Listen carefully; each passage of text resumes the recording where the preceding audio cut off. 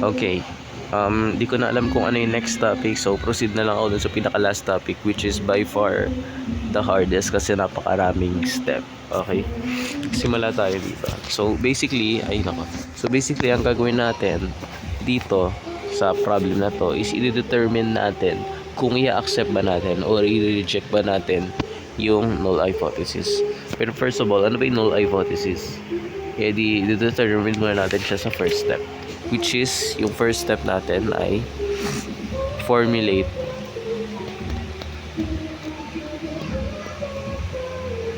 the null and alternative. So sa step na to, ipo-formulate lang natin yung null at alternative natin. Papakita lang natin kung ano yung ho at saka ha in sentence form and in equation form. So dito tayo, kay ho muna. So ang ho natin ay dito, from dito nakalagay dyan. Ayan. The university claims that the average time students study per day is 4 hours. So yun yung ho natin. Simula tayo kay sentence form. So the average time, papaikliin ka lang, so student study na lang, is 4 hours. Yun na lang, papaikliin ko na lang. Now, kung na ngayon natin yung yung equation naman nito ay m is equal to 4 hours. Okay, kasi is, wala naman sinabing at most or at least, wala ring sinabing less than or equal to, so equal tayo. Now ha, same lang siya dito, pero imbis na is, gawin lang nating not. Okay, so the average time students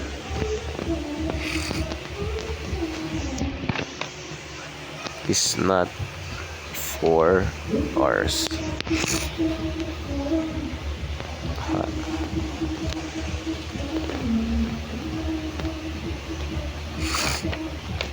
Is unequal to 4 hours. Okay?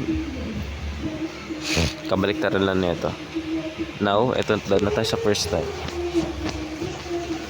Second step ay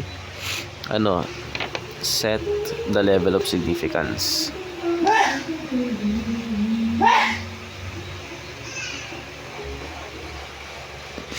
So, after natin hanapin yung null and alternative in sentence form and equation form, isiset ngayon natin yung level of significance. Hanapin natin dito kung ano yung level of significance sa given.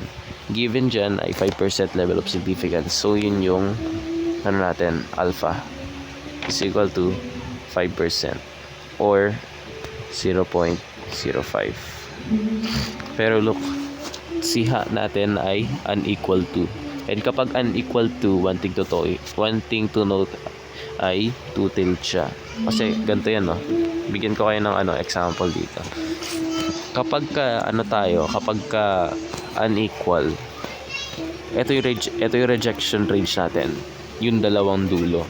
Kaya two-tailed kasi para tong tail, di ba, infinite nga yan sa normal curve. Ngayon, kapag ka greater than naman, hindi ko alam kung saan siya, sa kaliwa o sa kanan, pero tawag dito, isa sa side nito ay may color, kaya isang tail. Ganon rin kay tawag dito, kay greater than. Ito pala less than po, sorry. So yeah, kaya kapag ka unequal, nagkakaroon tayo ng divided by 2. So sigma divided by 2 ay 0.025. Ngayon, ang gagawin ngayon natin is hanapin natin yung critical value ni 0.025. Ito medyo mahirap siya. Pero bago natin malaman kung saan tayo hahanap ng value, kailangan muna natin i-determine yung given para malaman natin kung z-test ba siya or t-test. Okay? So, i-determine natin yung apat na needed na value. Yung mu, yung x bar, yung n, at saka yung s or yung sigma. Si mean, alam na natin, nandito na yan sa natin, sa alternate rather. Ay, alternative nga. Ayan, 4 hours. Ngayon, sa X bar, ito yung mean.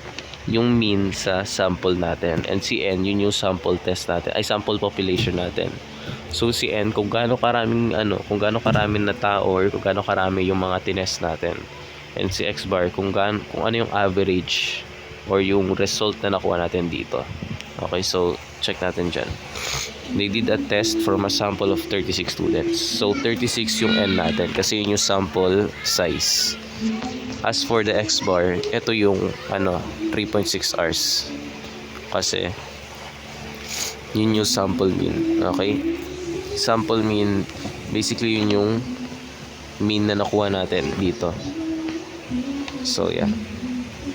Ngayon, para ma-determine natin kung S siya or ganito, alam natin na 1.2 hours. Diba? Ay, ba't ganyan? 1.2 hours from here. Ayun, nakalagay na. Standard deviation of 1.2 hours. Pero di natin alam kung S siya or sigma. So, para natin malaman. First, tingnan natin kung saan siya naka-attach. Pag naka-attach siya sa population, ano yan? Ganito. Sigma.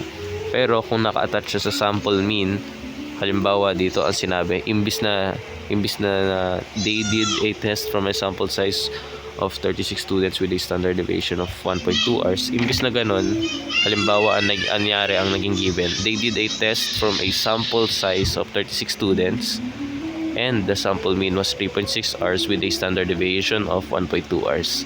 So naka-attach siya sa sample mean. Kapag ka ganun, siya, tawag dito, S. Okay?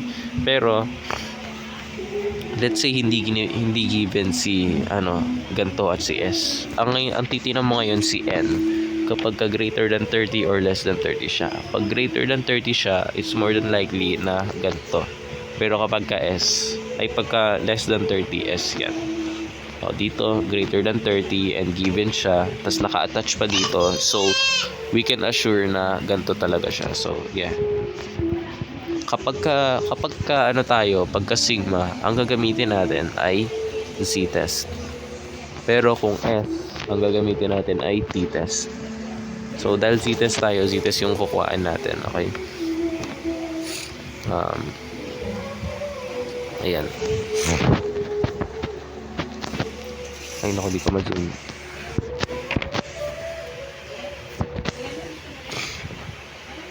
Aray ko.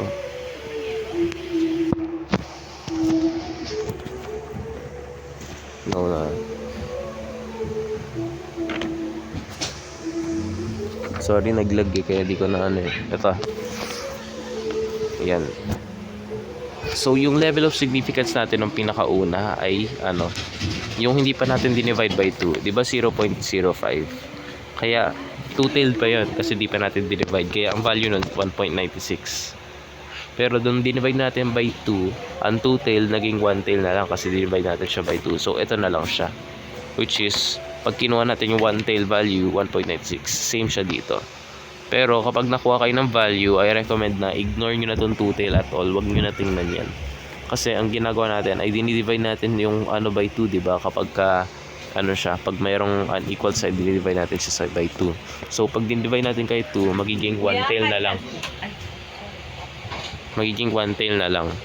Kaya, nung 0.05 level of significance tayo, tapos nung dinivide natin siya kay 2, naging 0.025, naging 1-tail na lang. Kaya, ang value natin, 1.96. Pero either way, divide natin o hindi, as long as sundin natin itong 2-tail at 1-tail, ang makukuha nating value ay 1.96. Okay? So, balik tayo doon. Ay, nako. So, ayun yung Z critical natin. Z critical value ay 1.96. And since two-tailed siya, positive and negative yan. Now, wait lang.